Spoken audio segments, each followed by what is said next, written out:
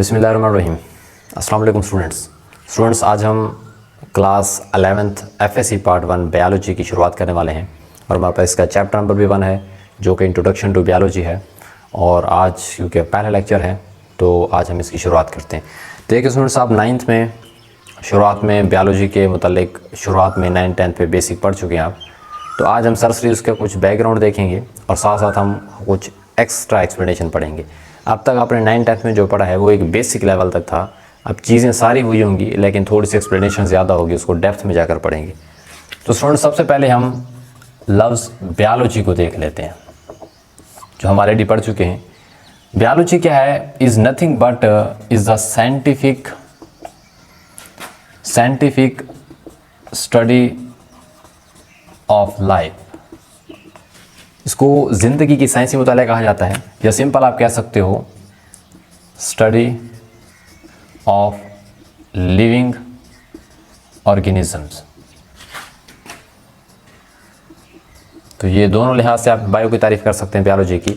Study of scientific life, ज़िंदगी को साइंसी तरीके कार के मुताबिक पढ़ना, या फिर स्टडी ऑफ लिविंग ऑर्गेनिजम्स, जितने भी जिंदा जानदार हैं उनकी स्टडी को हम क्या बोलते हैं? बायोलॉजी बोलते हैं। असल में ये जो बायोलॉजी का लफ्ज़ है ये बज़ाते खुद एक ना ग्रीक लफ्ज़ है, यूनान की ज़बान का लफ्ज़ है और ये दो अल्फाज से मिलकर बना है। एक आपके पास है बायोस और दूसरा आपके पास है लोगोस। सुन, ये जो बायोस है, बायोस का लफ्ज़ी मतलब होता है लाइफ, जिसको आप उर्दू में ज़िंदगी बोलते हैं, और लोगोस का लफ्ज़ी मतलब होता है थॉट, सोचना, वजह तलाश करना, जिसको आप रीजनिंग बोलते हैं। मतलब किसी चीज़ की स्टडी करना, मुतालिया करना, आप स्टडी भी जनरली बोल सकते हैं। तो ज़िंदगी की स्टडी, ज़िंदगी के बारे में सोचना, वजह तलाश करना, ये किस में आता है? बायोलॉजी में। हम बायोलॉजी जो पढ़ते हैं इसका फ़ायदा क्या है? इसका फ़ायदा यह है कि इससे स्टूडेंट्स हमें to understand the nature. Biology चाहे कोई भी इल्म हो, मैं पहले कई बार डिस्कस कर चुका हूँ, तो बायोलॉजी का मेन मकसद यह है कि अल्लाह ताला ने, कुदरत ने जो चीज़ें बनाई हैं उसको समझना। तो बायोलॉजी को पढ़ने से हमें सबसे जो अहम फ़ायदा होगा वो ये है कि इससे हमें फितरत को, नेचर को समझने में आसानी होगी। तो देखें स्टूडेंट्स, अगर बायोलॉजी में ज़िंदगी की स्टडी है या लिविंग ऑर्गेनिज्म की स्टडी है, क्या इसका मतलब है नॉन लिविंग की स्टडी नहीं होगी? होगी, लेकिन किस प्रकार से? देखें, स्टडी ऑफ लाइफ तो है, स्टडी ऑफ बायोलॉजी जो है स्टडी ऑफ लाइफ या स्टडी ऑफ लिविंग ऑर्गेनिजम्स, लेकिन उसके साथ साथ हम कुछ हद तक नॉन लिविंग ऑर्गेनिजम्स नहीं बल्कि आप थिंग्स बोल दें तो ज़्यादा अच्छा है। हम उन नॉन लिविंग थिंग्स को भी पढ़ेंगे जिनका इफ़ेक्ट डायरेक्टली या इनडायरेक्टली किन के ऊपर होता है? लिविंग ऑर्गेनिज्म के ऊपर। क्योंकि हमने बायोलॉजी में मेन तो पढ़ना है ना जिंदा चीज़ों की स्टडी, लिविंग ऑर्गेनिज्म की स्टडी, लेकिन हम लिविंग ऑर्गेनिज्म से मुंसलिक, उसके साथ जुड़ी हुई जितनी भी नॉन लिविंग चीज़ें हैं उनको भी स्टडी करेंगे कि किस तरीके से वो जानदार जितने भी लिविंग ऑर्गेनिज्म हैं उनके ऊपर असरअंदाज होते हैं। जैसे कि सिंपल बोलें, हवा, पानी, मिट्टी, ये इंसानों की एक बुनियादी ज़रूरत है और हवा भी मौजूद है। एटमॉस्फेयर की बहुत सारी नॉन लिविंग चीज़ें हैं जिनके होने या ना होने से जानदारों की ज़िंदगी ऊपर क्या पड़ता है? फ़र्क पड़ता है। इसमें हम नॉन लिविंग की मुकम्मल स्टडी नहीं करेंगे बल्कि उनको स्टडी करेंगे इस सेंस में कि उनका ताल्लुक़ किसके साथ है? लिविंग ऑर्गेनिज्म के साथ है। तो याद रखिएगा, हम बायोलॉजी में लिविंग ऑर्गेनिज्म के साथ साथ नॉन लिविंग थिंग्स को भी पढ़ेंगे जो लिविंग ऑर्गेनिज्म के ऊपर क्या करते हैं? इफ़ेक्ट करते हैं। तो स्टूडेंट्स, इसके बाद हमारे पास जो एक बेसिक टर्मिनोलॉजी आती है, इसको पढ़ने के बाद अगर हम देखें तो वो है लाइफ। ज़िंदगी के बारे में कुछ आपको पता होना चाहिए। कुछ डिस्कशन हमारी बुक्स में है। देखें, एक लाइफ है एंड इट्स कैरेक्टरिस्टिक्स। ज़िंदगी की खुद क्या है, लाइफ खुद क्या है, उसकी खसूसियात क्या है। देखिए, आपको एक बात क्लियर कर दूँ, ज़िंदगी जो है ना, लाइफ को डिफ़ाइन करना बहुत मुश्किल है। It is very difficult. Life की कोई वाज़े हम तारीफ़ नहीं कर सकते, क्यों? क्योंकि ये बहुत कम्प्लेक्स है। इसके अंदर इतनी चीज़ें आ जाती हैं कि अगर आप उसकी एक तारीफ़ बनाना चाहो तो हम एक नहीं बना सकते, वो डिफ़िकल्ट है, मतलब बहुत मुश्किल है।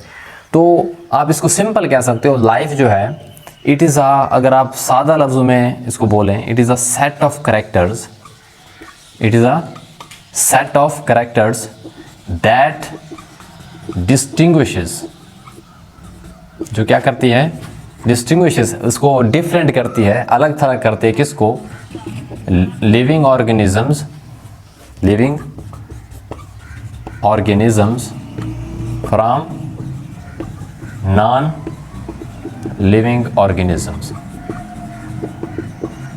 यानी कि सिंपल आप ये कह सकते हैं कि लाइफ जो है एक सेट ऑफ कैरेक्टर है जो नॉन लिविंग को और लिविंग को एक दूसरे से क्या करती है, अलग करती है। उसके बाद भी ये एक ऐसी तारीफ़ नहीं है जिसको आप कह सकें कि ये एक लाइफ की जामे और मुकम्मल तारीफ़ है।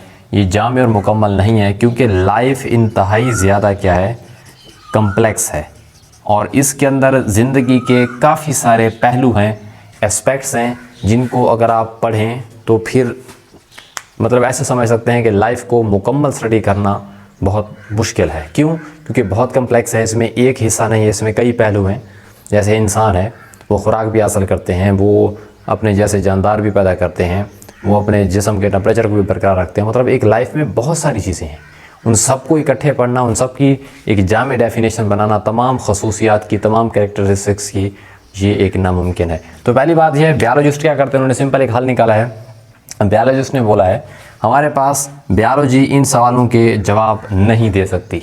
ठीक है, मसलन उनका एक सबसे एक मशहूर सवाल है कि व्हाट इज़ लाइफ, या लाइफ का क्या मतलब है, या what is meant by life, ज़िंदगी का क्या मतलब है। और इसी से मिलता जुलता एक दूसरा सवाल है कि what there should be life, there should be life, कि ज़िंदगी बनाई क्यों गई। पहली बात यह है कि ज़िंदगी है क्या, खुद ज़िंदगी आखिर है तो ये बनाई क्यों गई, इसका मकसद क्या है। तो इन सवालों के जवाबात आपको बायोलॉजिस्ट नहीं देंगे, आपको बायोलॉजी में नहीं मिलेगा। बायोलॉजी आपको अगर सिर्फ़ और सिर्फ बताएगी तो ये बताएगी, बायोलॉजिस्ट आपको सिंपल ये बताएंगे कि हाउ लाइफ वर्क्स। आपको ये नहीं बताएंगे कि ज़िंदगी क्या है, बल्कि आपको ये बताएंगे कि वो जो लाइफ है, वो जो ज़िंदगी है, वो काम कैसे करती है। इंसान के अंदर जो मुख्तलिफ़ किस्म की प्रोसेसेस हो रहे हैं, इंसान जो देखता है, वो चलता है, उसके अंदर डाइजेशन हो रही है, रेस्पिरेटरी सिस्टम है, सांस का निज़ाम है, जितना भी हाजमे का निज़ाम है, जो जो चीज़ें आखिर वो काम कैसे कर रहे हैं, इंसान का दिमाग कैसे काम कर रहा है। तो ये जितनी चीज़ें बायोलॉजी में आपको सिर्फ इस सवाल का जवाब मिलेगा कि ज़िंदगी काम कैसे करती है, बल्कि आपको इन सवालों का जवाब नहीं मिलेगा कि ज़िंदगी है क्या, ज़िंदगी क्यों बनाई गई है। अगर आप इन सवालों के जवाब जानना चाहते हो तो बायोलॉजिस्ट ने इन सवालों के जवाब इनके ऊपर डाल दिए। किन के ऊपर? एक तो आपके पास होते हैं हमारे सोसाइटी में फ़िलोसोफर्स, जो फ़लसफ़े के बारे में जानते हैं, जैसे कि इल्लामा इकबाल मशहूर फ़िलोसोफर थे, अपने तख़य्युल से, अपनी सोच से, अपने फ़लसफ़ियाना अंदाज से बताते थे। और दूसरा आपके पास होते हैं थियोलॉजिस्ट या थियोलॉजियंस। ये थियोलॉजियंस या थियोलॉजिस्ट जो आपके पास होते हैं, ये मजहबी लोग होते हैं, स्कॉलर्स होते हैं, जो अल्लाह ताला की बनाई हुई चीज़ें और मजहबी और रिलीजियस पॉइंट ऑफ व्यू से आपको सवालों के जवाब देते हैं। तो इस लिहाज से आपको इन सवालों के जवाब अगर आप जानना चाहते हो कि ज़िंदगी क्या है, ज़िंदगी क्यों बनाई गई, तो फ़िलासफ़र्स या थियोलॉजियंस के पास आपको इन सवालों के जवाब मिलेंगे। अगर आप बायोलॉजी पढ़ रहे हैं तो बायोलॉजी में सिर्फ़ और सिर्फ आपको ये पता चलेगा कि ज़िंदगी आखिर काम कैसे करती है। और उसके बाद इसी पॉइंट ऑफ व्यू से बायोलॉजी की जो तारीफ़ है ये यहाँ पर क्लियर हो जाती है। ये सिंपल सेट ऑफ कैरेक्टर्स है जो आपको लिविंग और नॉन लिविंग चीज़ों से क्या करती है, अलग करती है। आखिर बायोलॉजिस्ट ने वो कौन सी ऐसी खसूसियात हैं जो आप बताई हैं, जिनको अगर हम देखें तो कम से कम हमें ये तो पता चले कि ज़िंदगी में वो कौन कौन सी ऐसी खसूसियात हैं। बायोलॉजिस्ट ने कम से कम 8 से 10 पॉइंट्स दिए हैं उन कैरेक्टरिस्टिक्स के, उन पॉइंट्स के, जिनको पढ़ने के बाद आप ये कह सकते हो कि ये वाली खसूसियात अगर लिविंग ऑर्गेनिज्म के अंदर पाई जाती हैं तो वो लाइफ के मीनिंग में आती हैं, तो लाइफ की खसूसियात हैं। ये वो वाली खसूसियात हैं जो नॉन लिविंग में बिल्कुल नहीं पाई जाती। तो उन खसूसियात को देख लेते हैं हम। तो हमें अब पता चल गया कि लाइफ क्या है, एक सेट ऑफ कैरेक्टर्स है जो लिविंग और नॉन लिविंग को अलग करती है, और ये एक मुकम्मल डेफिनेशन नहीं है। और लाइफ के बारे में क्यों? क्योंकि बहुत कम्प्लेक्स है, ज़िंदगी में बहुत सारे पहलू होते हैं। अब हम इसकी कुछ खसूसियात को देख लेते हैं। सबसे पहली खसूसियात जो फर्स्ट वन है कि जितने भी ऑर्गेनिजम्स हैं, लिविंग ऑर्गेनिजम्स हैं, वो composed of organisms composed of cells, वो क्या हो सकते हैं, सिंगल भी हो सकते हैं, वो मोर सेल से भी मिलकर बने होते हैं। कुछ जानदार ऐसे जो सिंगल सेल से मिलते हैं, कुछ ऐसे जो डबल या मोर देन मल्टीपल, जैसे कि हमें मल्टी सेलुलर जानदार है। तो पहली बात तो यह है, ज़िंदगी अगर किसी जानदार में होगी तो उसकी सबसे बड़ी निशानी क्या होगी, उसके पास सेल होगा। पहली खसूसियत, ये जिंदा जानदार की पहली खसूसियत है। नंबर 2, अगर आप दूसरी खसूसियत जानना चाहते हैं तो वो इस तरीके से है कि इन जानदारों के अंदर अगर आप देखें तो इनके अंदर लेवल ऑफ ऑर्गेनाइजेशन पाया जाता है। लेवल ऑफ ऑर्गेनाइजेशन क्या है, ये आप 9th में पढ़ चुके हैं। मसलन सेल मिलते हैं तो क्या बनते हैं, टिश्यू मिलते हैं तो क्या बनते हैं, आर्गन मिलते हैं तो क्या बनते हैं, आर्गन सिस्टम मिलते हैं तो क्या बनता है, इंडिविजुअल, एक पूरा जानदार बनता है। ये जो एक स्टेप बाय स्टेप है, इसके मिलने के बाद ये बनता है, इस चीज़ को बोलते हैं लेवल ऑफ ऑर्गेनाइजेशन। तीसरी खसूसियत ये है, जब उसके अंदर लेवल ऑफ ऑर्गेनाइजेशन होगा, वो मोर सेल से मिलकर बने होंगे, तो इनके अंदर काफ़ी सारी कम्प्लेक्स स्ट्रक्चर्स क्या होंगी, प्रेजेंट होंगी। काफ़ी सारी कम्प्लेक्स स्ट्रक्चर्स प्रेजेंट होंगी, जैसे कि हमारे अंदर एक डाइजेशन का सिस्टम है, एक रेस्पिरेटरी सांस का निज़ाम है, एक एक्सक्रीटरी सिस्टम है, ये सारे का सारा एक नर्वस दिमाग का सिस्टम है। ये जो पूरे सिस्टम्स हैं, ये मुख्तलिफ कम्प्लेक्स स्ट्रक्चर्स हैं, आर्गन्स हैं जो मुख्तलिफ तरीके से काम कर रहे हैं। तो ये कम्प्लेक्स स्ट्रक्चर्स क्या होती हैं, उनके अंदर प्रेजेंट होती हैं, उनके अंदर मौजूद होती हैं। नेक्स्ट आपके पास एक चौथा पॉइंट ये है कि इनके अंदर अगर आप देखा जाए तो इनके अंदर काफ़ी सारे जेनेटिक मटेरियल या जेनेटिक प्रोग्राम्स होते हैं। उन प्रोग्राम्स की बदौलत, genetic programs to their characteristics, उनकी जो खसूसियात देते हैं, या आप कह सकते हो इनके अंदर जेनेटिक मटेरियल होता है जो स्पेसिफिक होता है और वो उनके क्या होता है, औलाद के अंदर मुंतकिल होता है। जैसे खसूसियत आपकी हैं वैसे उसके अंदर है। या उसके बाद आपका एक स्पेसिफिक DNA या जीन होता है जो आपसे आपकी नस्ल में मुंतकिल होता है, खसूसियात मिलती जुलती हैं। तो ये जितने भी जेनेटिक विरासती मामलात हैं वो भी क्या होते हैं, ज़िंदगी की एक मेन खसूसियात हैं। नेक्स्ट स्टूडेंट्स, इनमें एक जो पॉइंट है वो ये होता है कि ये प्रोड्यूस एनर्जी, ये एनर्जी पैदा भी कर सकते हैं एंड यूज़ एनर्जी, प्रोड्यूस भी कर सकते हैं एनर्जी को, और क्या कर सकते हैं, यूज़ भी कर सकते हैं एनर्जी को। उसके बाद आपको एक छठा पॉइंट बता देते हैं, इनके अंदर काफ़ी सारे केमिकल रिएक्शंस भी टेक्स प्लेस होते हैं। बहुत सारे केमिकल रिएक्शंस टेक प्लेस, हमारी बॉडी के अंदर काफ़ी सारे रिएक्शंस होते हैं। जैसा कि अगर खुराक खाते हैं तो डाइजेशन करने के पूरे प्रोसेस में बहुत सारे हाजमे में आपके रिएक्शंस होते हैं, और ऐसे बहुत सारे हैं इंजाइम्स काम कर रहे हैं आपके जिस्म के अंदर, तो जो आपके जिस्म में तोड़ फोड़ का काम करते हैं। तो ये जितने भी रिएक्शंस हैं, इनकी तफसील इंशाल्लाह हम आगे जाकर पढ़ेंगे। बहरहाल काफ़ी सारे रिएक्शंस होते हैं जो आपकी बॉडी के अंदर क्या होते हैं, मतलब वक़ूअ पज़ीर हो रहे होते हैं। उसके बाद आपके पास एक 7वां पॉइंट पढ़ लेते हैं कि they grow in size. Life की एक सबसे अहम खसूसियत ये है कि जो भी जानदार लिविंग ऑर्गेनिजम्स होगा वो वक्त के साथ साथ बढ़ता है। जैसे आप बच्चे थे, फिर ऐसे ऐसे बड़े होते गए, उसके साइज़ में क्या होता है, इजाफा होता है। उसके अंदर मुख्तलिफ़ किस्म की सेल की तकसीम्स होती हैं, डिवीजन होती है। तो उनकी सबसे एक अहम निशानी ये है कि वो ग्रो इन साइज़, अपने आप को क्या करता रहता है, साइज़ में बढ़ाता रहता है। Next, they response to change in environment. अगर आपके माहौल में कोई तब्दीली आती है तो उसका रद्द अमल शो करते हैं, उसके बारे में बताते हैं। जैसा कि बाहर टेम्परेचर बढ़ जाए तो आपकी बॉडी में क्या होता है, स्वेटिंग, पसीना आने लगता है। अगर बाहर ठंड हो तो आपको सर्दी लगने लगती है। तो मतलब इन्वायरमेंट में जो भी चेंज आती है उसका कोई ना कोई आपकी बॉडी क्या करती है, रिस्पॉन्स देती है। ये भी लिविंग ऑर्गेनिज्म की क्या है, एक बहुत बड़ी कैरेक्टरिस्टिक्स है। तो ये 8 प्रॉपर्टीज़ होगी। नेक्स्ट आपके पास है 9 प्रॉपर्टी। देखिए 9th में दे constant, they have constant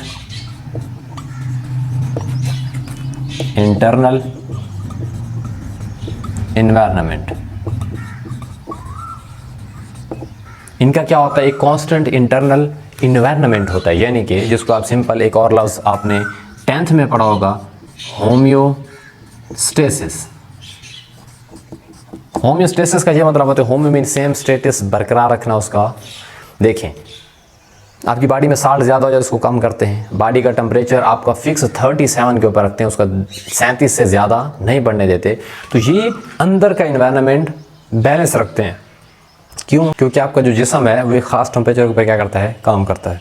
और इसकी लास्ट जो एक प्रॉपर्टी है, सबसे अहम प्रॉपर्टी है कि दे प्रोड्यूस देयर ऑफस्प्रिंग।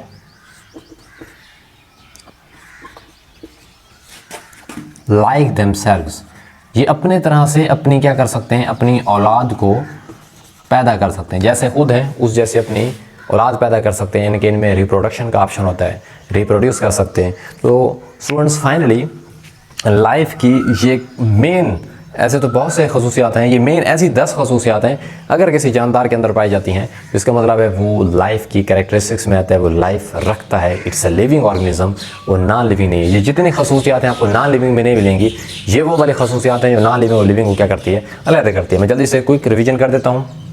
अब तक जो हमने पढ़ा, बायोलॉजी क्या है, study of scientific life. Then second क्या पढ़ा, it is derive from the 2 Greek words bios and logos. फिर उनके हमने मीनिंग्स देखे। फिर हमने ये पढ़ा कि लाइफ क्या है। लाइफ को डिफ़ाइन करना बहुत मुश्किल है, बायोलॉजिस्ट इसको डिफ़ाइन नहीं कर सकते, वो ये नहीं बता सकते कि ज़िंदगी का मतलब क्या है, ज़िंदगी क्यों बनाई गई। वो सिंपल ये बोलते हैं कि ये एक सेट ऑफ कैरेक्टर्स होता है जो लिविंग और नॉन लिविंग को क्या करता है, डिस्टिंग्विश करता है, अलग करता है। अगर इसको डिफ़ाइन कर सकते हैं तो वो क्या कर सकते हैं, फ़िलोसोफर्स, फ़लसफियाना सोच रखने वाले, या थियोलॉजिस्ट, जो थियोलॉजिस्ट होते हैं, जो मजहबी लोग होते हैं, स्कॉलर्स होते हैं, जो कि इस्लामिक पॉइंट ऑफ व्यू या किसी भी मज़हब के पॉइंट ऑफ व्यू से आपको उसके आंसर दे सकते हैं। और फिर बाद में ज़िंदगी की कुछ खसूसियात बताई गई, वो वाले खसूसियात हैं जो लिविंग सेफ ऑर्गेनिज्म में पाई जाती हैं। अगर ये वाले खसूसियात होंगी तो इसका मतलब है वो जानदार लाइफ रखता है, अगर नहीं होंगी तो वो नॉन लिविंग होगी। तो वो कौन सी खसूसियात थी, इनके अंदर क्या होते हैं, 1 और मोर सेल्स होते हैं, इनके अंदर लेवल ऑफ ऑर्गेनाइजेशन पाया जाता है, इनकी कम्प्लेक्स स्ट्रक्चर्स मौजूद होती हैं, इनका जेनेटिक प्रोग्राम से जेनेटिक मटेरियल्स होता है जो उनकी खसूसियात के मुताबिक होता है, और ये एनर्जी पैदा भी करते हैं और इस्तेमाल भी करते हैं। इनमें काफ़ी सारे केमिकल रिएक्शंस भी हो रहे होते हैं, ये अपने साइज़ को बढ़ाते हैं, माहौल में कोई तब्दीली हो तो उसको रिस्पॉन्स करते हैं, और इनके अंदर कॉन्स्टेंट इंटरनल इन्वायरमेंट होता है जिनके अपने आप को होम्योस्टेसिस में अपने हर चीज़ को बरकरार रखते हैं, और फाइनली अपने जैसे जानदार पैदा करने की सलाहियत भी रखते हैं, रिप्रोडक्शन भी कर सकते हैं। तो मिलते हैं नेक्स्ट वीडियो में, तब हम इंशाल्लाह ब्रांचेस ऑफ बायोलॉजी पढ़ेंगे। तब तक ढेर सारा ख्याल रखिएगा। थैंक यू, अल्लाह हाफिज़।